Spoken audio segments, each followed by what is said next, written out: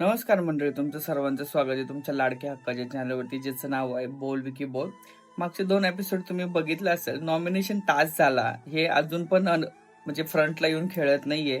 एकमेकांना कुणालाही काही नॉमिनेट करतात ते, काही आन्सर देतात ते आणि त्याचं रिझन तर काहीही सोडा.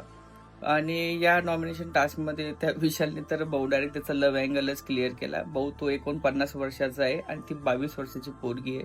तू नॅशनल टीव्हीवरती काय बोलतोय? तुला त्याला समजतंय की नाही समजतंय? I don't know. त्याच्यावरती बाहेर किती रील्स बनतात आहे त्याच्या वयानुसार. आय डोंट नो हे काय. आता रितेश भाऊ त्याच्यावर काय म्हणते? त्यानंतर कॅप्टन्सी टास्क आहे. आता कॅप्टन्सी टास्कला कळेल की कॅप्टन कोण होणार आहे आणि याच्यामध्ये काही चेहरे जे आहेत ना, खरंच आता फ्रंटला आलेत. म्हणजे प्रभू शेळके हा बॅक झाला आहे. जसा प्रभू शेळके फर्स्ट वीकमध्ये होता, प्रखरपणे बोलणारा, हे करणारा, ते करणारा.